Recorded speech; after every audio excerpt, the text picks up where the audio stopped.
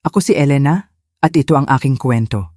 May mga bagay sa buhay na ibinibigay mo ng walang pag-aalinlangan. Ibinibigay mo ng buong buo. Dahil sa pagmamahal, ganun naman tayong mga ina, hindi ba? 40 taon. 40 taon akong naglinis ng sahig at banyo sa mga opisina ng mayayaman. Bawat kuskos, bawat pagod, may pangarap na katumbas. Isang pangarap na simple lang, ang magkaroon ng sariling bahay. Isang bahay na hindi na mauulit ang hirap na dinanas ko. Isang masayang bahay na may kulay dilaw na sinisikatan ng araw tuwing umaga. At sa awa ng Diyos na ipatayo ko ito. Bawat pader, bawat bintana, pawis at luha ko ang puhunan. Nang dumating ang anak kong si Marco sa tamang edad at nagplanong pakasalan si Isabel, ano ang ginawa ko? Ibinigay ko ang lahat. Ibinigay ko sa kanila ang bahay. Ang bunga ng 40 taon kong pagsasakripisyo, inilagay ko sa kanilang mga kamay. Hindi ko hiningan ng kahit isang kusing. Ang tanging hiling ko lang ay alagaan nila ito at alagaan nila ako sa aking pagtanda. Ang buong akala ko, iyon na ang magiging kanlungan ko. Ang lugar kung saan ako tatanda ng may kapayapaan kasama ang aking anak at ang pamilyang bubuuin niya.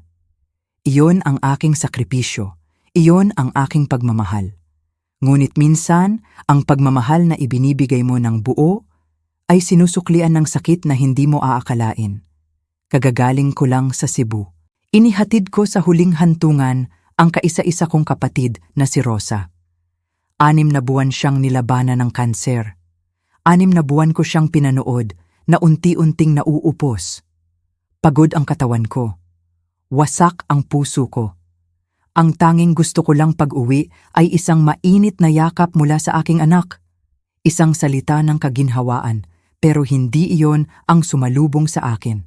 Pagbukas ko ng gate, nakita ko sila, lahat ng gamit ko. Ang mga bestida ko, ang mga lumang sapatos, ang mga litrato ng yumaong asawa ko, ang shawl na ganchilyo pa ng lola ko bago siya mamatay. Lahat ng alaala ng buhay ko, nakatambak sa damuhan, parang basura. At mula sa loob ng bahay, lumabas ang manugang kong si Isabel. Nakangiti. Nakasuot ng bagong bestida na nagkakahalaga siguro ng 15,000 piso. Ang buhok, bagong kulot. Ang mga kuko, bagong pinta. Mukha siyang artista, habang ako, mukha akong pulubi na naligaw sa sarili kong pamamahay. Ay nay, buti po't nakabalik na kayo, sabi niya sa matamis at peking boses. Ang boses na iyon, parang lason na unti-unting pumapatay sa kaluluwa ko. Nagpasya po kaming maglinis-linis, alam nyo na. Ang mga lumang gamit, wala na pong silbi. Wala nang silbi. Paulit-ulit na tumatakbo sa isip ko ang mga salitang iyon. Ang mga damit na isinuot ko sa binyag ng mga anak ko. Ang mga litrato kung saan kayakap ko pa ang aking asawa. Ang mga gamit na bawat isa ay may kwento ng aking buhay. Wala na raw silbi. Parang ako. Matanda na, wala nang silbi. Iyan ay mga pag-aari ko, Isabel. Nanginginig kong sabi. Opo, Nay, pero kailangan na po namin ng espasyo, mabilis niyang sagot. At sa kanya ibinato ang pinakamasakit na balita. Gagawin po naming baby's room ang kwarto niyo. Hindi po ba nasabi ni Marco sa inyo? 3 buwan na po akong buntis. Isang sampal. Isang napakalakas na sampal ng kataksilan. Ginamit niya ang magiging apo ko bilang dahilan para palayasin ako sa sarili kong silid. Ginamit niya ang isang buhay na hindi pa isinisilang para itapon ang isang buhay na nagbigay sa kanila ng lahat. Wala silang utang na loob, hindi pa doon natapos. Dinala niya ako sa likod bahay, sa isang maliit at madilim na bodega. Amoy amag, may isang manipis na folding bed sa isang sulok. Dito po muna kayo, Nay, sabi niya, nakangiti pa rin. Para hindi po kayo nakaka-stress, masama po sa buntis. Tinawag akong pabigat. Sa loob mismo ng bahay na ako ang nagpagod. Pinalayas ako na parang aso sa sarili kong teritoryo. Ang sakit ay hindi maipaliwanag.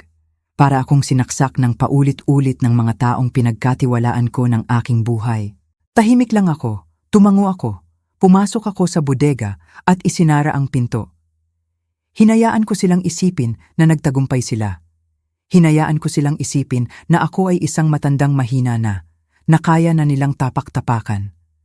Pero hindi nila alam. Hindi nila alam na habang tumutulo ang luha ko sa dilim, may ibang apoy na nagsisimulang mag-alab sa loob ng aking puso. Ang apoy ng isang inang nasaktan. Ang apoy ng isang babaeng lalaban para sa kanyang dignidad. At higit sa lahat, may isang alas akong hawak-hawak. Isang lihim na sandata na sila mismo ang nagbigay sa akin. Dahil sa kanilang pagmamadali, sa kanilang kasakiman, sa kanilang pag-aakala na sila na ang may-ari ng lahat. Nakalimutan nila ang isang napakahalagang bagay. Isang pirasong papel. Ang titulo. Ang titulo ng bahay at lupa ay nakapangalan pa rin sa akin. Sa mata ng batas, ako pa rin ang tunay na may-ari. At sila ay mga bisita lang. Mga bisitang sobra ng abusado. Kinuha ko ang aking telepono. Nanginginig ang aking mga kamay, hindi dahil sa takot, kundi dahil sa galit. Hinanap ko ang numero ng aking abogado. Ang buong akala nila, tapos na ang laban. Ang hindi nila alam, nagsisimula pa lang ito. Nagsisimula pa lang ang pagtutuos. Darating ang araw ng singilan. Huli na ang lahat para sa kanilang pagsisisi. Mapipilitan silang harapin ang kanilang mga kasalanan. At sa araw na iyon, luluhod sila sa akin. Hindi para humingi ng pera, kundi para humingi ng tawad. Pero ang tanong, meron pa kayang kapatawarang natitira? Kayo po, naranasan nyo na po bang ituring na parang dayuhan sa sarili ninyong pamamahay? Naranasan nyo na po bang ibigay ang lahat pero ang isinukli sa inyo ay sakit at pagwawalang bahala? Kwentuhan nyo po ako sa comments sa ibaba. Sabihin nyo po kung saan kayo nanonood. Mula ba sa Luzon, Visayas, Mindanao o sa ibang bansa?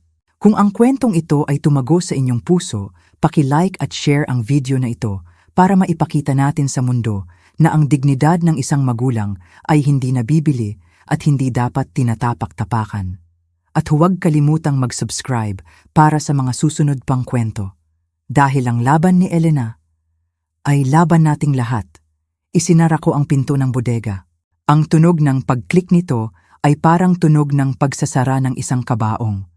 Sa labas, naririnig ko pa ang matinis na boses ni Isabel, masayang nakikipag-usap kay Marco na kararating lang siguro mula sa trabaho. Naririnig ko ang kanilang mga halakhak, at bawat halakhak nila ay parang isang punyal na paulit-ulit na itinarak sa aking dibdib. Dito sa loob, ang tanging kasama ko ay ang dilim, ang amoy ng alikabok at basang lupa, at ang sakit, ang bigat. Napaupo ako sa gilid ng manipis na folding bed at doon, hinayaan kong bumuhos ang lahat ng aking luha. Umiyak ako, hindi lang dahil sa pagod mula sa biyahe o sa kalungkutan dahil sa pagpanaw ng aking kapatid na si Rosa. Umiyak ako para sa sarili ko. Para sa babaeng nagbigay ng lahat pero ngayon ay nasa isang sulok na parang isang basahan. Paano nangyari ito? Paano nagawang talikuran ako ng sarili kong anak? Si Marco, ang bunso ko, ang paborito ko, ang batang inalagaan ko, pinag-aral at minahal ng higit pa sa aking sarili. Ang batang iyon ba ay tuluyan ng nawala, pinalitan ng isang lalaking sunod-sunuran sa asawa at kayang tiisin ang ina sa ganitong kalagayan? Libo-libong tanong ang bumabagabag sa aking isipan. Bawat isa ay mas masakit kaysa sa nauna. Ramdam ko ang lamig ng sementadong sahig sa aking mga paa at ang panunuya ng katahimikan sa pagitan ng kanilang malalakas na tawanan. Ngunit habang pinupunasan ko ang aking mga luha gamit ang likod ng aking palad, isang alaala ang biglang pumasok sa aking isipan. Ang imahe ng aking ina. Isang babaeng mag-isang itinaguyod ang 5 anak matapos siyang iwan ng aking ama. Naalala ko ang kanyang mga kamay na magaspang sa kaiigib ng tubig at paglalabada. Pero ang mga kamay ding iyon ang humahaplos sa amin ng may buong pagmamahal. At naalala ko ang kanyang mga salita. Elena, anak, sabi niya sa akin isang gabi, ang lakas ng isang babae ay hindi nasusukat sa kung anong mayroon siya, kundi sa kakayahan niyang bumangon kapag kinuha na sa kanya ang lahat. Ang mga salitang iyon, parang isang maliit na kandila na biglang sinindihan sa gitna ng kadiliman ng bodega. Tumigil ang pag-iyak ko. Tama si inay. Hindi ito ang katapusan. Hindi ako maaaring magpatalo. Hindi ako isang basahan na basta na lang itatapon. Ako si Elena Rodriguez, isang ina, isang byuda, isang babaeng lumaban sa buong buhay niya. At hindi ngayon ang oras para sumuko. Tumayo ako at sa ilalim ng liwanag ng isang bumbilyang nakasabit lang sa kawad, nagsimula akong kumilos. May isang lumang baul sa sulok na hindi nila pinansin marahil dahil sa itsura nitong bulok na. Binuksan ko iyon at sa loob, sa ilalim ng mga lumang damit, naroon ang aking mga kayamanan. Hindi ginto o pera, kundi mga papel. Kinuha ko ang isang lumang kwaderno. Dito ko isinusulat ang lahat ng gastusin sa bahay mula pa noong ibinigay ko ito kay Marco. Naging ugali ko na ito, isang paraan para masigurong napapangalagaan ang ari-arian. Sa unang taon, si Marco pa mismo ang nagpapakita sa akin ng mga resibo. Ngunit mula nang dumating si Isabel, wala na. Kinuha ko rin ang aking telepono at binuksan ang banking app. Matagal na itong naka-install sa akin dahil binigyan ako ni Marco ng access para sa mga emergency. Hindi ko ito ginagamit, pero paminsan-minsan ay sinisilip ko. Ngayon, hindi na pagsilip ang gagawin ko, kundi isang investigasyon. At doon, sa liwanag ng maliit na screen ng telepono, tumambad sa akin ang isang katotohanang mas masakit pa kaysa sa pagtatapon nila sa aking mga gamit. Mas masakit pa sa pagtulog sa bodega. Isang kataksilan na may katumbas na halaga. 250,000 piso noong Enero para sa living room remodel. 300,000 piso noong Pebrero para sa mga bagong muebles. 200,000 noong Marso na walang description. 350,000 noong Abril para sa isang biyahe sa Palawan. Tuloy-tuloy. Buwan-buwan. Libo-libo. Daan-daang libo. Halos hindi ako makahinga. Pinagsama-sama ko ang mga halaga. Nanginginig ang aking mga kamay. Ang kabuuan. Mahigit 2.5 milyong piso. Sa loob lamang ng 8 buwan. Saan galing ang perang iyon? Ang sahod ni Marco bilang inhinyero ay malaki, pero hindi sapat para sa ganitong luho. At saka, naalala ko, isang alaala na nagpadama sa akin ng yelo sa aking mga ugat. Nang ibigay ko ang bahay, ibinigay ko rin sa kanya ang access sa aking retirement fund, ang aking savings account, ang perang pinaghirapan ko sa buong buhay ko, ang perang inilaan ko para sa aking katandaan, para sa aking mga gamot, para hindi ako maging pabigat kaninuman. Ito, anak, sabi ko sa kanya noon, para sa emergency lang. Nanginginig kong binuksan ang detalye ng savings account na yon. Ang orihinal na laman, 3 milyong piso. Ang natitira na lang, wala pang 500,000 piso. 2.5 milyon. Nawala. Kinuha nila. Ginamit nila ang pera ko, ang buhay ko, para sa kanilang mga luho, habang ako ay nag-aalaga sa kapatid kong nag-aagaw buhay. Sa sandaling iyon, ang lungkot sa aking puso ay napalitan. Napalitan ng isang bagay na mas matigas, mas malamig, napalitan ng galit. Hindi na ako iiyak. Tapos na ang pag-iyak. Ngayon, lalaban ako. Ang galit na namuo sa aking dibdib ay hindi isang galit na naninigaw. Ito ay isang galit na tahimik. Isang galit na nag-iisip. Bago pa man sumikat ang araw, dahan-dahan akong lumabas ng bodega. Ang hangin ng madaling araw ay malamig, ngunit hindi nito kayang palamigin ang apoy na nagsisimula ng mag-alab sa loob ko. Naglakad ako papunta sa bahay ng aking kapitbahay at matalik na kaibigan, si Aling Nena. Siya ang aking naging karamay mula pa noong kami ay bagong lipat dito. Palagi siyang gising ng maaga para magluto ng pandesal na kanyang itinitinda. Kumatok ako ng marahan sa kanyang pintuan sa kusina. Bumukas ito agad. "Elena," gulat niyang sabi, "anong ginagawa mo sa ganitong oras? Pumasok ka, pumasok ka." Ang kanyang maliit na kusina ay mainit at amoy bagong lutong tinapay. Kabaliktaran ng malamig at mabahong bodega kung saan ako natulog. Umupo ako sa kanyang lumang mesang kahoy at habang iniaabot niya sa akin ang isang tasang mainit na kape, hindi ko na napigilan ang sarili ko. "Nena, kailangan kong malaman ang totoo," sabi ko. Basag ang aking boses. "May napapansin ka bang kakaiba sa bahay ko nitong mga nakaraang buwan?" Nakita ko ang pag-aalala sa kanyang mga mata.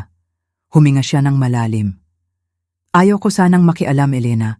lalo na't alam kong nasa Cebu ka para sa kapatid mo. Pero, oo, marami. At doon, ikinuwento niya ang lahat. Ikinuwento niya kung paanong halos bawat linggo ay may bagong sasakyan si Isabel. Hindi lang bago, kundi mamahalin. Isang pulang sedan, isang puting SUV. At ang mga daladala niyang paper bag, Elena, galing sa mga tindahan sa mall na libo-libo ang halaga ng isang pitaka lang. Habang nagsasalita siya, para akong nanonood ng isang pelikula kung saan ako ang bida, pero hindi ko alam ang nangyayari sa sarili kong buhay. Naalala ko ang mga bank statement, ang mga withdrawal. Ngayon, nagkakaroon na ng mukha ang mga numerong iyon. Mukha ng mamahaling damit, ng bagong kotse, ng buhay na hindi nila kayang bayaran. At si Marco, dagdag ni Nena, laging pagod. Umaalis ng madilim pa. Umuuwi ng gabing-gabi na.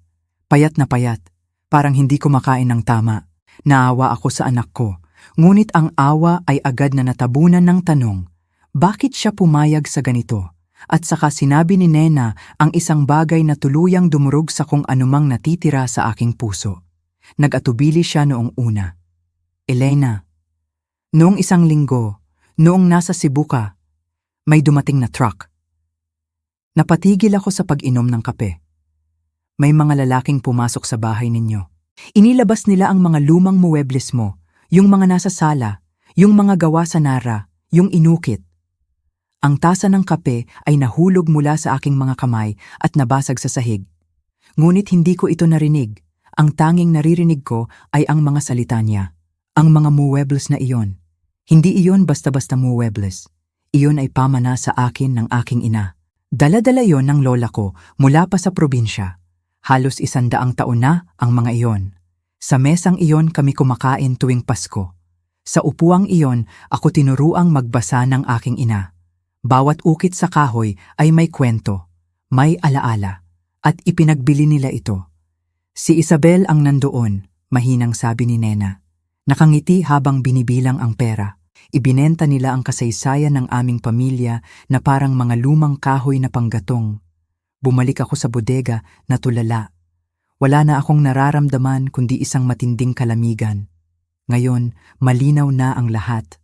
Ang perang nawawala, ang mga mamahaling gamit, ang pagbenta sa mga pamana ko, ang pagtatapon sa akin sa bodega. Hindi lang nila ako inaalis sa aking kwarto, inaalis nila ako sa aking buhay.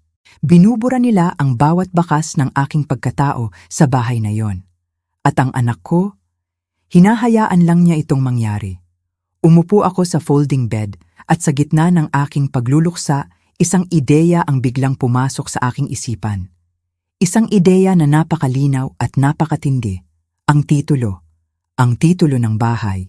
Kinuha ko ang telepono at nagsimulang kumuha ng litrato ng bodega. Litrato ng aking mga gamit na nakakalat sa damuhan. Litrato ng lahat. Dahil kung may isang bagay akong natutunan sa buhay, iyon ay ang katotohanan ay laging nangangailangan ng pruweba. At habang tinitingnan ko ang mga litrato sa aking telepono, alam ko na kung ano ang susunod kong gagawin.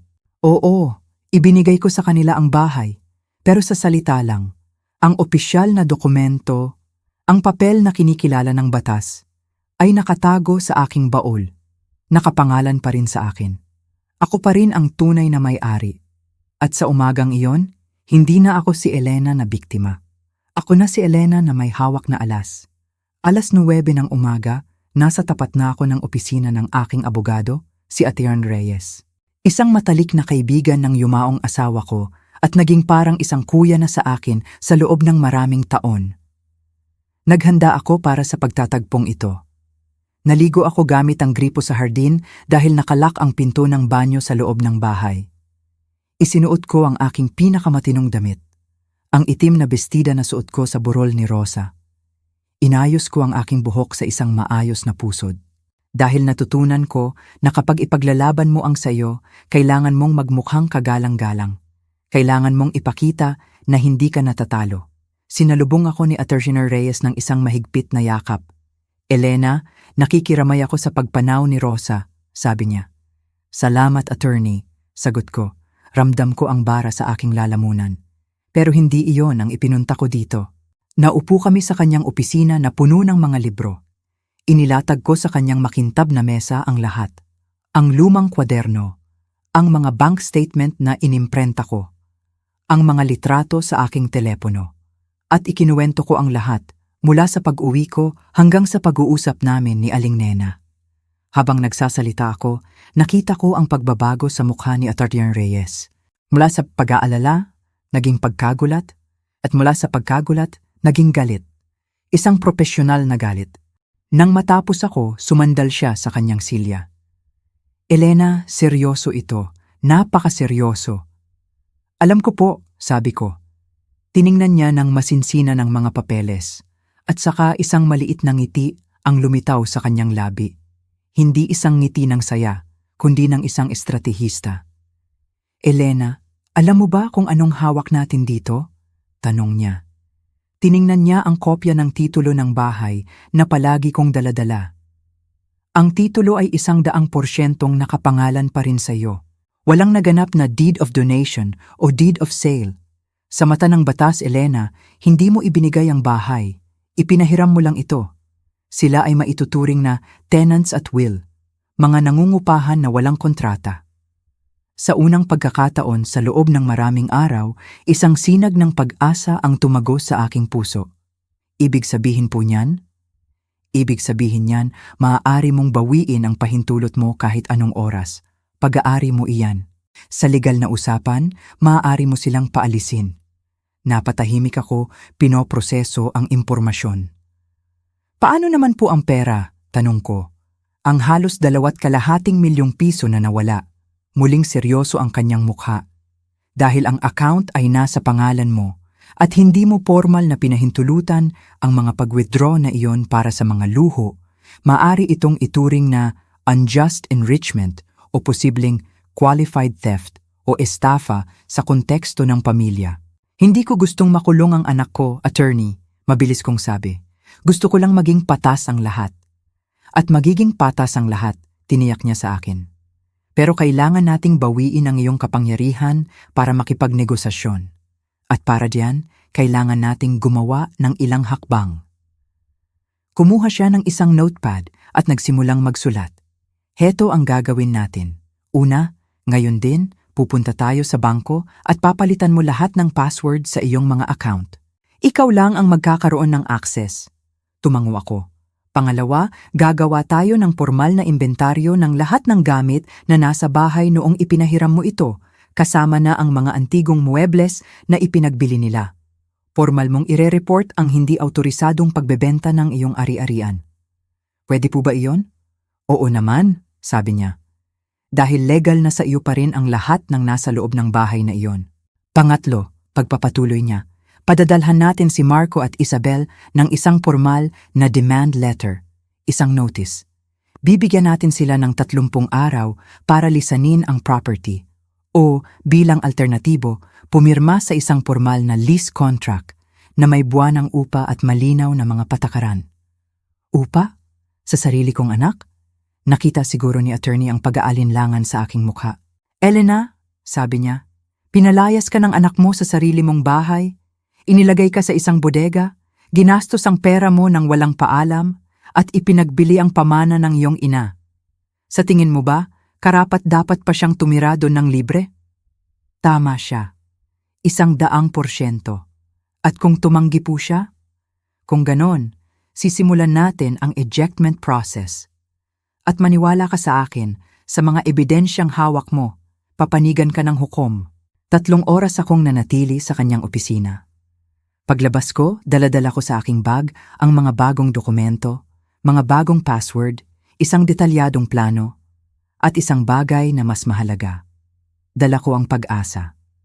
Naglakad ako sa mga kalsada ng syudad na may panibagong lakas. Bumili ako ng kape at ensaymada sa isang panaderya. Umupo ako sa isang bangko sa parke at kumain ng payapa, pinapanood ang mga taong dumaraan.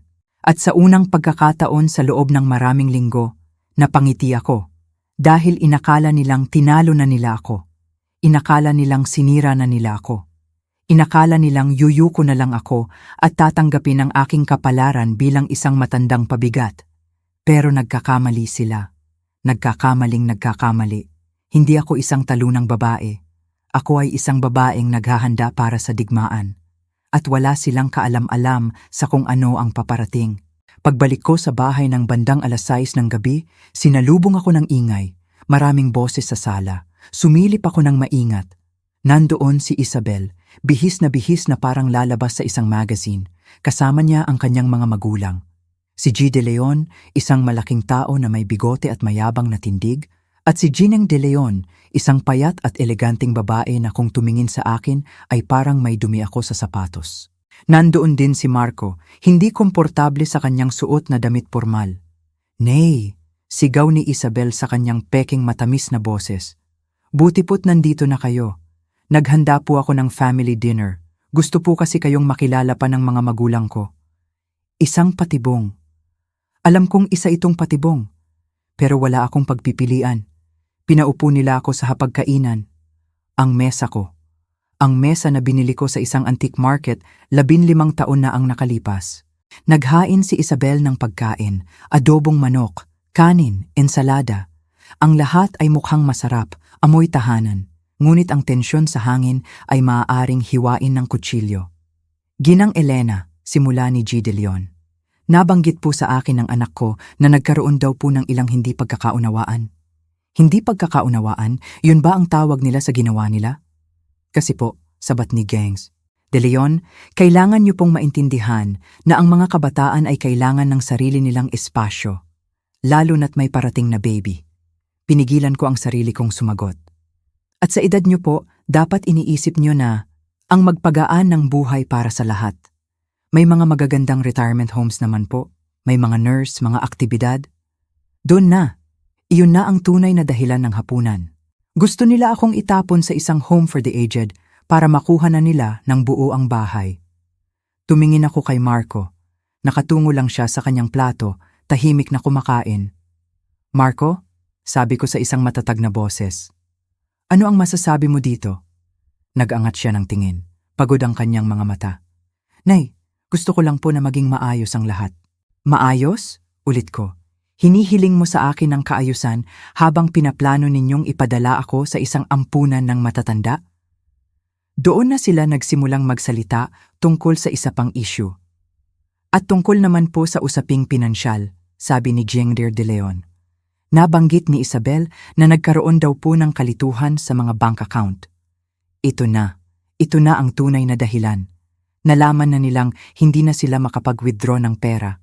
"Walang kalituhan," sabi ko sa isang malinaw at malakas na boses. "Pinalitan ko lang ang mga password ng aking mga account, isang bagay na dapat ko palang ginawa noon."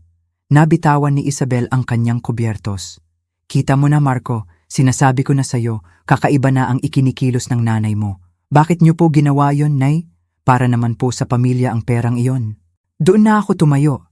Hindi ko na kaya. "Pera ko iyon," sabi ko.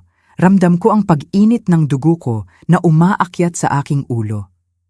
"Perang inipon ko sa loob ng 40 taon. Perang ginastos ninyo nang walang pahintulot ko.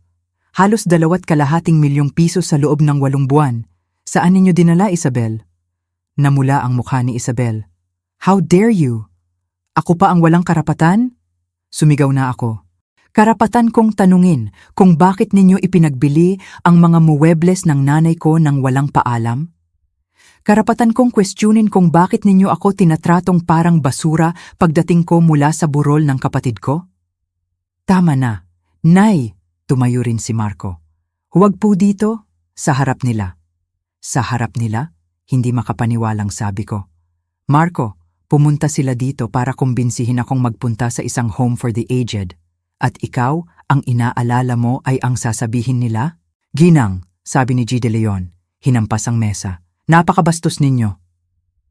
"Bastos?" Tumawa ako ng mapait. "Sibilisado ba ang itapon ang mga gamit ko sa damuhan? Sibilisado ba ang ipagbili ang mga ari-arian ko? Sibilisado ba ang nakawin ang ipon ko?" "Ang perang iyon ay para sa bahay," sigaw ni Isabel, wala nang tamis sa kanyang boses. "Para mapaganda ang bahay." Dahan-dahan akong huminga. Tiningnan ko silang lahat, isa-isa. "Ang bahay na ito," sabi ko, "binibigkas ang bawat salita ng may diin. Ay may halaga na. At ito ay pag-aari ko pa rin. Isang nakabibinging katahimikan ang bumalot sa silid. Si Isabel ay napakurap, litong-lito. Ano? Narinig mo ako, sabi ko. Ang bahay na ito ay nakapangalan sa akin. Hindi natin kailanman pormal na inilipat ang titulo. Si Marco ay nakatira dito dahil sa aking pahintulot. Isang pahintulot na maaari kong bawiin kahit anong oras ko gusto. Nakita ko ang pagkawala ng kulay sa mukha ni Isabel. Nakita ko ang gulat sa mga mata ng kanyang mga magulang. At nakita ko ang pagbagsak ni Marco sa kanyang silya, hawak ang kanyang ulo. Ang laban ay nagsimula na. At sa gabing iyon, sa hapagkainan na ako mismo ang bumili, ipinakita ko sa kanila kung sino talaga ang nasusunod. Ang katahimikang bumalot sa hapagkainan matapos kong sabihin ang mga salitang iyon ay mas mabigat pa kaysa sa pinakamatinding sigawan. Para itong isang bombang sumabog na walang tunog, ngunit ang pinsala ay ramdam na ramdam sa bawat sulok ng silid. Nakita ko ang takot, hindi ang gulat, sa mga mata ni Isabel. Para siyang isang mangangaso na biglang natuklasan na siya pala ang hinahabol. Ang kanyang mga magulang, na kanina lang ay puno ng kayabangan, ay biglang hindi malaman kung ano ang sasabihin. Para silang mga lobong biglang naubusan ng hangin. Ngunit ang mga mata ko ay nasa iisang tao lamang. Ang anak ko, si Marco. Nakaupo siyang parang isang estatwa, nakayuko, ang kanyang mga kamay ay nakakuyom sa kanyang kandungan. Hindi siya tumitingin sa akin, o kay Isabel, o kahit kanino. Nakatingin siya sa kawalan na para bang ang buong mundo niya ay gumuho sa isang iglap. Ang eksenang iyon ay natapos sa mabilis na pag-alis ng pamilya De Leon. Walang paalam, walang salamat sa hapunan. Isang magulong pag-alis, puno ng mga bulungan at masasamang tingin na ipinupukol sa akin. Naiwan kaming tatlo ni Marco at Isabel sa sala. Sa katahimikan. Iniwan ko sila doon, hindi ako nagsalita. Dahan-dahan akong tumayo at walang lingon likod na naglakad pabalik sa aking kaharian. Ang bodega. Doon, umupo ako sa dilim. Pinakikinggan ang mga sigaw na sa wakas ay nagsimulang umalingaw-ngaw mula sa loob ng bahay. Narinig ko ang boses ni Isabel, matinis at puno ng paninisi. Narinig ko ang bago at mahinang boses ni Marco, sumasagot ng walang lakas. At sa gitna ng kanilang pagtatalo, alam kong natapos na ang unang yugto. Nanalo ako. Ngunit bakit parang talo ang pakiramdam ko? Bandang 11:00 ng gabi, may kumatok ng malakas sa pinto ng bodega. Nay! Nay! Buksan niyo po! Kailangan po nating mag-usap. Si Marco. Ang boses niya ay basag at puno ng desperasyon. Hindi ako kumibo. Nay! Parang awa niyo na. Galit na galit si Isabel. Sabi ng doktor, hindi siya pwedeng ma-stress dahil sa baby. Hindi pa rin ako sumagot. Ano ang gusto niyang gawin ko? Ang magpanggap na walang nangyari? Ang bawiin ang lahat ng sinabi ko? Ano po ang gusto niyong gawin ko? Sigaw niya mula sa labas. Ang kanyang boses ay nagmamakaawa. Luluhod po ako? Iiyak? Sabihin niyo lang po kung ano gagawin ko. Pero parang awa niyo na, Nay, huwag niyo pong bawiin ang bahay. Binuksan ko ang pinto ng biglaan. Tumambad sa akin ang isang Marco na hindi ko na halos makilala. Magulo ang buhok, namumula ang mga mata, kusot ang damit. At sa unang pagkakataon, wala akong naramdamang awa. Ang naramdaman ko ay pagkadismaya. Isang malalim na pagkadismaya. Marco, sabi ko sa isang kalmadong boses, hindi ko kailanman gustong bawiin ang kahit ano sayo. Ibinigay ko ang bahay na ito dahil sa pagmamahal. Ibinigay ko ang pera ko dahil sa pagmamahal. Ibinigay ko ang espasyo ko para sa pamilya. Alam ko po, Nay, alam ko po. Pero tinrato ninyo ako na parang basura. Sabi ko, ang bawat salita ay may bigat. Niloko ninyo ako. Ninakawan ninyo ako.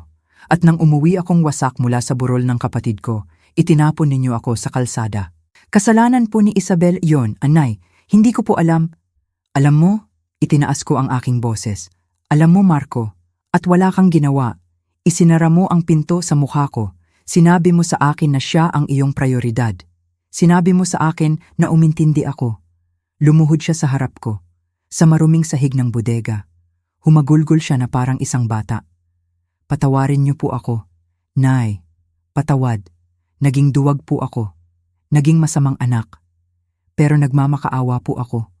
Huwag niyo po kaming palayasin. Tinitigan ko siya doon, nakaluhod, umiiyak, at isang bagay sa loob ko ang nabali. Ngunit hindi dahil sa sakit, kundi dahil sa kalinawan. Hindi na ito ang maliit kong batang lalaki.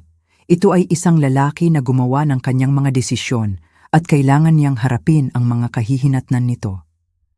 Hindi ko kayo palalayasin sa kalsada, sabi ko sa wakas. Pero magbabago ang lahat. Kinabukasan, nasa opisina na kami ni Atty. Reyes. Dumating si Marco at kasama niya si Isabel. Nakasuot ito ng malaking itim na salamin at may hawak na panyo, handa para sa drama. Inilatag ni Atty. Reyes ang mga dokumento sa mesa. Isang kasunduan, isang kontrata sa pag-upa. Malinaw ang mga tuntunin. Una, magbabayad sila ng renta, 60,000 piso kada buwan. Pangalawa, babayaran nila ang kanilang utang, ang 2,2 milyong piso. Magbabayad sila ng 50,000 piso kada buwan sa loob ng mahigit 4 na taon. 110,000 piso lahat-lahat kada buwan. Hindi po namin kaya yan, sigaw ni Marco. Magtrabaho si Isabel, simpleng sagot ko. Buntis po ako, sigaw ni Isabel. Buntis din ako kay Marco habang naglilinis ako ng sahig ng nakaluhod, sagot ko. Huwag mo akong bigyan ng mga dahilan. Tinitigan ako ni Isabel nang may purong galit. Magsisisi ka dito, sabi niya. Kapag ipinanganak na ang apo mo, hindi mo siya makikita. Ang mga salitang iyon ay tumusok, ngunit hindi na nila ako kayang kontrolin. Pinirmahan ni Marco ang kontrata na nanginginig ang kamay. Si Isabel ay tumanggi noong una, ngunit pinilit siya ni Marco. Paglabas namin ng opisina, sumakay sila sa kanilang sasakyan nang hindi man lang ako tinitingnan. Naiwan akong nakatayo sa sidewalk, nilalanghap ang hangin ng umaga. Nanalo ako. Nakuha ko ang hustisya. Nakuha ko ang aking bahay pabalik. Ngunit habang pinapanood kong papalayo ang kanilang sasakyan, isang pakiramdam ng kawalan ang bumalot sa akin. Napanalunan ko ang laban, pero parang natalo ako sa digmaan para sa puso ng aking anak. At hindi ko alam kung mapapatawad ko ba ang aking sarili para doon. Ang katahimikan sa bodega pagkatapos ng kanilang pag-alis ay mas nakabibingi kaysa sa kanilang mga sigaw. Umupo ako sa gilid ng folding bed, hawak ang kopya ng kontratang pinirmahan nila. Isang pirasong papel na nagsasaad ng aking tagumpay. Isang pirasong papel na parang pader na biglang itinayo sa pagitan ko at ng aking anak. Sa mga sumunod na araw, sinubukan kong bumalik sa normal. Naglinis ako ng bodega. Inayos ko ang aking mga gamit sa maliit na espasyo. Ngunit ang bigat sa aking dibdib ay hindi nawawala. Gabi-gabi, naririnig ko ang kanilang mga pagtatalo mula sa loob ng bahay. Mga boses na puno ng paninisi, at bawat sigaw ay parang isang karayom na tumutusok sa aking puso. Hanggang isang umaga, 3 araw matapos ang pagpunta namin sa abogado, hindi ko na kinaya. Nagising ako na may isang matinding sakit sa dibdib. Hindi ito lungkot. Ito ay pisikal. Isang bagay na totoo. Isang bagay na nakakatakot. Parang may isang higanteng kamay na pumipiga sa aking puso. Sinubukan kong bumangon, ngunit ang aking mga binti ay hindi sumusunod. Hirap akong huminga. Nagsimulang umikot ang aking paningin. Tulong! Bulong ko, ngunit halos walang boses na lumabas. Sinubukan kong kalampagin ang pader para may makarinig sa akin. 1, 2. Sa pangatlong subok, ang aking braso ay bumagsak na lang na parang wala ng buhay. At ang lahat ay nagdilim. Nagising ako sa isang puting silid. Ang ilaw mula sa fluorescent lamp ay masakit sa mata. Mayroong isang paulit-ulit na tunog ng pag-beep mula sa isang makinang katabi ko. Mayroon akong naramdamang tusok sa aking braso na konektado sa isang supot ng suwero. Gising na siya, narinig kong sabi ng isang boses. Isang nurse ang lumapit sa akin. Kamusta po ang pakiramdam ninyo, Ginang Elena? Tanong niya. Anong nangyari? Hirap kong sabi. Nagkaroon po kayo ng mild heart attack, paliwanag niya. Natagpuan po kayo ng kapitbahay ninyo na walang malay at tumawag siya ng ambulansya. Napakaswerte niyo po at buhay kayo. Si Aling Nena. ang aking anghel na tagapagbantay. Gaano na ako katagal dito? Tanong ko. 8 oras na po. Naabisuhan na po namin ang inyong pamilya. Nasa labas na po ang 2 ninyong anak. 1 oras na po silang naghihintay. 2 anak? Si Marco? Tanong ko. Nag-atubili ang nurse. Ang anak niyo pong si Marco, naabisuhan po siya 7 oras na ang nakalipas. Hindi pa po siya dumarating. Ang mga salitang iyon, mas masakit pa kaysa sa atake sa puso. Ang anak ko, na 20 minuto lang ang layo mula sa ospital, ay hindi dumating. Ngunit ang 2 ko pang anak, sina Maricel at Gabriel, na nakatira sa malalayong lugar, ay iniwan ang lahat para makarating dito. Gusto ko silang makita, sabi ko. Paglabas ng nurse, pumasok sila na parang isang bagyo. Si Maricel, ang aking gitnang anak, isang abogada, palaging seryoso at organisado. Ngunit ngayon, ang kanyang mga mata ay pula at namamaga sa kaiiyak. Si Gabriel, ang aking bunso, isang inhinyero tulad ni Marco, ngunit may ibang-ibang puso. Magulo ang kanyang buhok at baliktad ang pagkakabutones ng kanyang damit, na para bang nagmadali siya sa pagbibihis. Nay, tumakbo si Maricel sa akin at niyakap ako ng maingat. Salamat sa Diyos, akala namin mawawala ka na sa amin. Hinawakan naman ni Gabriel ang aking kamay. Ano po ang nangyari, Nay? Bakit hindi niyo po sinabi sa amin na may problema? At doon, sa silid ng ospital na iyon, ikinuwento ko sa kanila ang lahat. Ang pag-uwi ko mula sa burol, ang mga gamit ko sa damuhan, ang bodega, si Isabel, ang perang nawawala, ang mga muwebles na naibenta. Habang nagsasalita ako, nakita ko ang pagbabago sa kanilang mga mukha. Mula sa pag-aalala, naging hindi makapaniwala, at mula doon, naging purong galit. Ano? Sigaw ni Maricel, napatayo. Ginawa yun ni Kuya Marco? Papatayin ko siya. Pupuntahan ko siya ngayon din, sabi naman ni Gabriel. Huwag, pigil ko sa kanila. Naayos na, may kasunduan na kami. Agad na kinuha ni Maricel ang kanyang telepono. Tatawagan ko si Kuya ngayon din, ngunit walang sumasagot. Tinatanggihan niya ang tawag. Nay, sabi ni Maricel, ang kanyang boses ay matigas. Paglabas niyo po dito, sa akin na kayo titira. Hindi niyo po kailangang maging pabigat kaninuman. Nay, sabi ni Gabriel, na para bang nabasa niya ang nasa isip ko. Kayo ang nanay namin. Obligasyon naming alagaan kayo. Ang ginawa ni Kuya Marco ay hindi katanggap-tanggap. Pumasok ang doktor. Pamilya Rodriguez, sabi niya. Ang atake sa puso ni Ginang Elena ay sanhi ng matindi at matagal na stress. Kung hindi natin babaguhin ng husto ang kanyang pamumuhay, ang susunod na atake ay hindi na magiging mild. Maaari niya itong ikamatay. Ano po ang kailangan niyang gawin, Doc? Tanong ni Maricel. Una, kailangan niyang ganap na iwasan ang pinagmumulan ng kanyang stress. Tumingin ang doktor sa akin. Ginang Elena, ano po ba ang pinakamabigat na nagpapastress sa inyo sa ngayon? Napatigil ako. Inisip ko si Marco, si Isabel, ang bodega, ang panganay ko pong anak, sabi ko sa wakas, at ang sitwasyon sa kanya. Kung gayon, sabi ng doktor, bilang medikal na reseta, inirerekomenda ko na pansamantala niyong putulin ang ugnayan sa sitwasyong iyan. Kailangan ninyong magpagaling, at hindi kayo gagaling kung patuloy kayong nasusugatan. Ang mga salita ng doktor ay parang isang pahintulot. Isang pahintulot na alagaan ko ang aking sarili ng walang guilt. Gagawin ko po, sabi ko. Makalipas ang 2 araw, lumabas ako ng ospital. Hindi nagpakita si Marco. Walang tawag, walang mensahe, ngunit hindi na ako umasa. Dahil sa kama ng ospital na iyon, natuklasan ko ang isang mahalagang bagay. Mayroon pa akong pamilya. Isang tunay na pamilya na handang sumalo sa akin.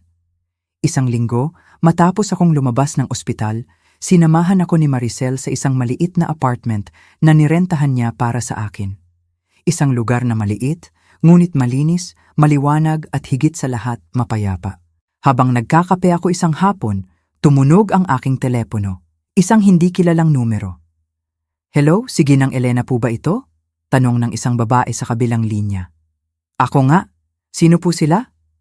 Ako po si Beatriz de Leon, ang ina ni Isabel. Nanlamig ang aking buong katawan. Kailangan po kitang makausap. Napaka-importante po. Tungkol po sa anak ko at sa anak ninyo. Nagkita kami sa isang coffee shop. Kasama ko si Maricel. Dumating si Ginger de Leon, ngunit ibang-iba na ang kanyang itsura. Wala na ang dating kayabangan at elegansya. Ang buhok niya ay magulo, malalim ang maitim na bilog sa ilalim ng kanyang mga mata. Nanginginig ang kanyang mga kamay habang hawak niya ang kanyang bag. Salamat po sa pagpunta, sabi niya, basag ang kanyang boses. Ano po ang kailangan ninyo? Seryosong tanong ni Maricel. Kumuha si Gining de Leon ng isang malaking brown envelope mula sa kanyang bag at inilagay ito sa mesa. Kailangan ninyong malaman ang katotohanan, sabi niya. Nagsisimula ng tumulo ang kanyang mga luha. Ang katotohanan tungkol sa kung ano talaga ang anak ko. Nanginginig ang aking mga kamay habang binubuksan ko ang envelope. Sa loob, naroon ang mga dokumento, maraming dokumento, mga credit card statement, mga litrato, mga nakaprint na text message, at ang mga nabasa ko doon ay nagpahinto sa pagtibok ng aking puso. Ang anak ko po ay lulong sa shopping, umiiyak na sabi ni Ginger de Leon. Isa siyang compulsive shopper. Mula pa noong 20 taong gulang siya, 5 beses na naming binayaran ang kanyang mga utang. Ngunit palagi siyang bumabalik. Tiningnan ni Maricel ang mga dokumento. Ang mga credit card na ito ay kinuha niya 3 taon na ang nakalipas, bago pa niya pakasalan si Marco. Opo, sabi ni Ging de Leon. Nang malaman niyang may bahay si Marco, nakita niya ang perpektong pagkakataon. Sinasabi niyo po bang pinakasalan niya ang anak ko para sa pakinabang? Tanong ko, ramdam ko ang pagkahilo. Ngunit ang susunod niyang sinabi ang tuluyang nagpaguho sa aking mundo. Kumuha pa siya ng mga papeles mula sa envelope. Mga medical record. Hindi lang po iyon, nagsinungaling din po siya tungkol sa pagbubuntis. Napatigil ang lahat. Ano? Bulong ko. Si Isabel po ay hindi maaaring magkaanak. Mayroon po siyang problema sa matris mula pa noong 18 taong gulang siya. Malinaw po ang sinabi ng mga doktor noon. Imposible po ang natural na pagbubuntis. Tumingin kami ni Maricel sa isa't isa, puno ng pangingilabot. Pero buntis siya, sabi ko. Sinabi ng doktor. Nagsisinungaling po siya, humagulgol si Ginger de Leon. Walang baby, walang pagbubuntis. Bumibili lang po siya ng mga peking positive pregnancy test online para ipakita kay Marco. Plano niya pong sabihin sa ilang buwan na nakunan siya, pero sa panahong iyon, kampante na siyang nakatira sa bahay. Ipinakita niya sa amin ang kanyang telepono, isang pag-uusap nila ni Isabel. Malinaw na sinasabi ni Isabel doon na ang lahat ay isang plano para makalabas sa kanyang mga utang. Bakit po ninyo sinasabi ito sa amin ngayon? Tanong ko. Bakit ninyo ipagkakanulo ang sarili ninyong anak? Itinakip ni Gining de Leon ang kanyang mukha sa kanyang mga kamay at umiyak ng malakas. Dahil hindi ko na po kaya. Hindi ko na kayang panoorin siyang manira ng buhay. Pang-apat na lalaki na si Marco na ginawan niya nito. Pero sa pagkakataong ito, nakahanap siya ng may bahay at nagpasya siyang manatili. Kahapon, humingi na naman siya sa akin ng pera. 5,000 piso. Pambili daw ng mga pekeng resulta ng ultrasound para patuloy na lokohin si Marco. At hindi ko na po kaya. Hindi ko na po ito kayang sikmurain. Tiningnan ko ang mga dokumento sa mesa, ang aking anak, ang kawawa kong Marco, niloko, minanipula. Sinira ng isang babaeng hindi kailanman nagmahal sa kanya na ang tanging nakita sa kanya ay isang pagkakataon. Kailangan niyang malaman, sabi ko, ang aking boses ay puno ng determinasyon. Kailangan malaman ni Marco ang katotohanan. Sa hapon ding iyon, tinawagan ko si Marco. Sumagot siya agad. Nay?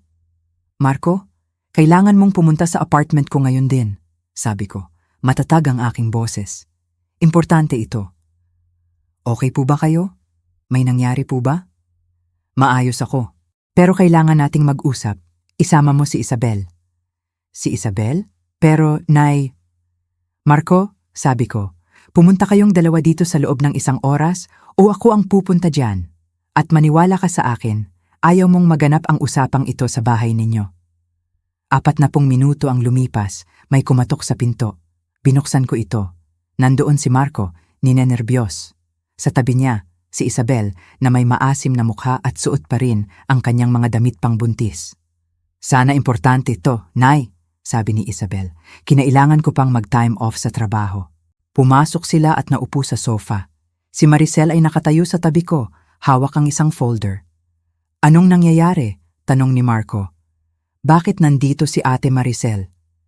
Dahil ang sasabihin ko ay napakaseryoso at kailangan mo ng suporta ng pamilya, sabi ko. Tumingin ako ng diretso kay Isabel. Pinag-uusapan natin ang mga kasinungalingan, sabi ko. Ang panloloko, ang manipulasyon. Hindi ko alam kung anong pinagsasasabi mo. Pumunta sa akin ang nanay mo, pagputol ko sa kanya. At sinabi niya ang lahat. Nakita ko ang pagkawala ng kulay sa mukha ni Isabel. Ang nanay ko? Binuksan ni Maricel ang folder. Sinabi niya na hindi ka buntis, sabi ni Maricel, na hindi ka kailanman naging buntis, na mayroon kang kondisyong medikal na pumipigil sa iyong magkaanak at nagsinungaling ka kay Marco para mapanatili ang bahay. Isang nakabibinging katahimikan. Dahan-dahang tumayo si Marco mula sa sofa. Ano? Ang kanyang boses ay isang bulong. Ano ang sabi mo? Sinungaling siya, sigaw ni Isabel. Baliw ang nanay ko. Nag-iimbento siya ng mga bagay dahil naiinggit siyang masaya ako. Narito ang mga dokumentong medikal, sabi ni Maricel, ipinakita ang mga papeles. Nakapangalan sa'yo, diagnosis, bicornuate uterus na may matinding adhesions. Imposibilidad ng natural na pagbubuntis. Ang petsa, 6 na buwan ang nakalipas. Luma na yan, maayos na ako ngayon. At narito ang usapan ninyo ng nanay mo, sabi ni Maricel, ipinakita ang telepono. Kinuha ito ni Marco na nanginginig ang mga kamay. Binasa niya ito ng 1 beses, 2 beses, 3 beses. At saka siya bumagsak sa sofa, hawak ang kanyang ulo. Hindi maaari, bulong niya. Marco, mahal ko, makinig ka sa akin, lumuhod si Isabel sa harap niya. Buntis ako, maniwala ka. Peke ang mga dokumentong iyan. Kung ganoon, sabi ni Marco, ang kanyang boses ay patay, tumingin siya sa kanya. Pumunta tayo sa ospital ngayon din, at magpa-ultrasound ka sa harap ko. Natigilan si Isabel. Ako, gabi na. Sarado na. Bukas ang mga emergency room 24 na oras, sabi ni Maricel. Tara na. Hindi ako sasama. Hindi ko kailangang patunayan ang kahit ano sa inyo. At iyon na, ang pag-amin ng walang salita. Tinitigan siya ni Marco, ang kanyang mga mata ay puno ng luha. Sabihin mo ang totoo, sabi niya, basag ang boses. Parang awa mo na, sabihin mo lang ang totoo. Matagal na nanahimik si Isabel, at saka dahan-dahan siyang nagsimulang umiyak. Hindi ako buntis, bulong niya. Hindi ako kailanman naging buntis. Ang sigaw ng sakit na kumawala mula kay Marco ay dumurog sa aking kaluluwa. Hinila niya ang kanyang buhok, naglalakad pa ikot-ikot na parang isang hayop na nakakulong. Bakit? Sigaw niya. Bakit mo ito ginawa sa akin? Dahil kailangan ko ng bahay, dahil may mga utang ako, dahil desperado ako. Paano naman ako? Hindi ba ako mahalaga? Ang buhay ko? Sinira mo ako. Umiiyak na sigaw ni Marco. Iniwan ko ang nanay ko. Hinayaan kitang apihin siya. Ginastos ko ang lahat ng pera ko para lang sa isang kasinungalingan. Sinubukang lumapit ni Isabel, ngunit umatras si Marco na para bang siya ay lason. Huwag mo akong hawakan. Huwag mo na akong hahawakan ulit. Umalis ka. Umungol siya. Umalis ka dito. Ayoko nang makita pa ang pagmumukha mo. Tumingin sa akin si Isabel nang may purong galit. Kasalanan mo ito, sabi niya. Sinira mo ang lahat. Ang kaligayahang itinayo sa kasinungalingan ay hindi kaligayahan, mahinahon kong sabi. Isa lang itong ilusyon na naghihintay na gumuho. Kinuha ni Isabel ang kanyang bag at padabog na lumabas ng apartment. Si Marco ay bumagsak sa sahig, humahagulgol na parang isang maliit na bata. Dahan-dahan akong lumapit. Umupo ako sa sahig sa tabi niya At sa unang pagkakataon sa loob ng maraming buwan, niyakap ko siya, ang aking anak. Ang kawawa kong sirang-sirang anak. Patawad, Nay. Patawad po. Tama po kayo sa lahat. At naging isang tanga ako. Isang tanga na sinaktan ka para sa isang taong walang kwenta. Shhh! Marahan ko siyang inalo. Tapos na. Tapos na ang lahat. Humagulgol lang siya sa aking balikat. At sa sahig ng aking munting apartment, umiyak kaming magkasama. Dahil minsan, para makabangon, kailangan mo munang tuluyang gumuho. At ang aking anak ay kararating lang sa pinakailalim. Ngunit narito ako para tulungan siyang tumayo. Dahil iyon ang ginagawa ng mga ina. Nagpapatawad sila, naghihilom, at nagmamahal kahit gaano pa kasakit, lalo na kapag masakit. Ang mga sumunod na araw ay parang isang ipo-ipo. Isang magulo, ngunit kinakailangang paglilinis ng lahat ng kasinungalingan at sakit na idinulot ni Isabel. Agad na nagsampa ng annulment si Marco. Hindi na diborsyo, kundi pagpapawalang bisa ng kasal batay sa pandaraya.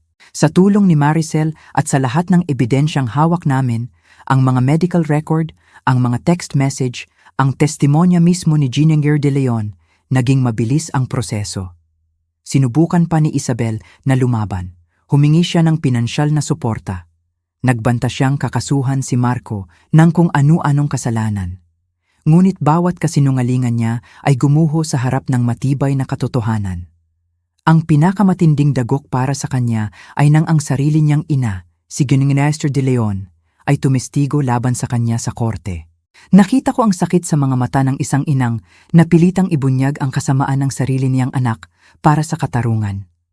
Ang kanyang ama naman, si G. de Leon, nang malaman ng lahat, ay nagkaroon ng nervous breakdown. Nang makalabas siya ng ospital, ipinagbawal na niyang tumapak pa si Isabel sa kanilang bahay. Sa isang iglap, nawala kay Isabel ang lahat. Walang asawa, walang bahay, walang pamilya. At bagamat may isang maliit na bahagi sa aking puso na naawa sa kanya, ang mas malaking bahagi, ang bahaging nasaktan, naapakan at niloko, ay alam na ito ay katarungan, hindi paghihiganti, katarungan. Ang natural na bunga ng kanyang mga ginawa. Habang nangyayari ang lahat ng iyon, ang aking anak na si Marco ay nagsimulang muling buuin ang kanyang sarili, piraso bawat piraso. Lumipat siya sa isang maliit na studio apartment malapit sa kanyang trabaho. Mas lalo siyang pumayat, ngunit ang kanyang mga mata, mayroon ng liwanag na matagal kong hindi nakita. Isang liwanag ng kalinawan, at nagsimula siyang manuyo. Hindi sa akin, kundi sa sarili niyang konsensya. Nagsimula siyang magtrabaho ng doble. Nagsimula siyang magbayad, buwan-buwan, walang palya, eksakto sa petsa, pumapasok sa aking bank account ang 110,000 piso. Ang 60,000 para sa renta, sabi niya, at ang 50,000 para sa utang. Isang araw, 2 buwan matapos mapawalang bisa ang kasal, nagkita kami sa aking apartment para magkape. Siya ang nagyaya. Nay, sabi niya, habang hinahalo ang kanyang kape. Marami po akong iniisip kung paano po tayo umabot sa ganito at may natuklasan po ako. Tumingin siya sa akin, ang kanyang mga mata ay puno ng isang bagong pag-unawa. Hindi ko po pinakasalan si Isabel dahil sa pagmamahal. Pinakasalan ko po siya dahil sa takot. Takot? Takot? Takot po na mag-isa, pagpapatuloy niya. Takot na hindi maging sapat. Noong namatay si Itay, 15 taong gulang lang po ako. At pinanood ko kayong magpakahirap para lang mapalaki kami. Gusto ko pong ipakita sa inyo na sulit ang lahat ng sakripisyo nyo. Nagsimulang mamasa ang kanyang mga mata. Kaya noong dumating si Isabel, maganda, kampante, interesado sa akin. Inakala ko pong ito na ang pagkakataon ko. Ang pagkakataon kong magkaroon ng perpektong pamilya. Ang pagkakataon kong ipakita sa inyo na nagtagumpay ako. Pero nagkamali po ako sa lahat, sabi niya, basag ang kanyang boses. Imbes na protektahan kayo, sinaktan ko kayo. Imbes na parangalan ang sakripisyo nyo, tinapakan ko ito. Tinalikuran ko po ang lahat ng itinuro ninyo sa akin, para lang sa isang taong hindi naman pala ako minahal. Bumuhos ang kanyang mga luha. Paano niyo po ako mapapatawad, Nay? Paano niyo pa po ako kayang tingnan pagkatapos ng lahat ng ginawa ko? Tumayo ako mula sa aking silya at umupo sa tabi niya. Hinawakan ko ang kanyang mukha sa aking mga palad, tulad ng ginagawa ko noong bata pa siya at may masamang panaginip. Marco anak, marahan kong sabi, makinig ka. Lahat ng tao ay nagkakamali. Lahat. Ang mahalaga ay hindi ang pagkakamali, kundi ang ginagawa mo pagkatapos mong magkamali. Pero, Nay, inamin mo ang iyong pagkakamali, sabi ko. Humingi ka ng tawad, tinapos mo ang isang nakalalasong relasyon. At ngayon, binubuo mo muli ang iyong buhay. Mas nangangailangan iyan ng tapang kaysa sa hindi pagkakamali. Talaga po bang pinapatawad niyo na ako? Tanong niya. Ang kanyang boses ay parang sa isang batang naghahanap ng kasiguraduhan. Sinabi ko na sa iyo noon, anak, sagot ko. Pinatawad na kita mula pa noong sandaling nagkaroon ka ng lakas ng loob na hanapin ang katotohanan. Nagkayakapan kami ng mahigpit at naramdaman ko may isang bagay na nasira sa pagitan namin na nagsisimula ng muling mabuo. Hindi pa ito ganap na magaling. May mga peklat pa. Masakit pa rin. Ngunit naghihilom na. At iyon, sa ngayon, ay sapat na. 3 buwan pa ang lumipas, tumunog ang aking telepono. Si Atainer Reyes. May balita siya. Si Isabel ay nahuli. Pagkatapos ng kabiguan niya kay Marco, sinubukan niyang muli ang kanyang modus sa ibang lalaki. Ngunit sa pagkakataong ito, mas matalino ang kanyang biktima. Nag-hire ito ng private investigator. Natuklasan ang lahat ng kanyang kasaysayan. At ngayon, nahaharap siya sa maraming kaso ng estafa. Sabi ni attorney, sinabi lang daw ni Marco na sana ay matuto siya at makahanap ng tulong, ngunit hindi na niya ito problema. Doon ko nalaman, nagiging tunay na lalaki na ang aking anak. Isang araw ng linggo, nagulat ako nang dumating si Marco sa aking apartment na may dalang bulaklak at isang chocolate cake. Hindi mo kailangang magabala, sabi ko. Gusto ko po, sagot niya. Kumain kami. Nagkwentuhan. At nang matapos kami, may inabot siyang isang malaking envelope. Ano ito? Tanong ko. Binuksan ko ito. Nasa loob ang mga legal na dokumento. Ang titulo ng bahay. Formal na at ganap nang inilipat pabalik sa aking pangalan. Walang kondisyon. Walang anumang habol. Marco, ano ito? Sa inyo po iyan. Nay, palagi naman pong sa inyo. Pero ngayon, opisyal na. Tinatalikuran ko na po ang anumang karapatan ko diyan. Pero para sa iyo ang bahay na iyan. Isang regalong hindi ko po kayang panindigan, malungkot niyang sabi. Bubuuin ko po ang sarili kong landas. Kikita ako para sa sarili kong bahay. Hayaan niyo po akong gawin ito, Nay. Hayaan niyo po akong ipakita sa inyo na natuto na ako. Niyakap ko siya ng mahigpit, ang aking anak, ang aking munting.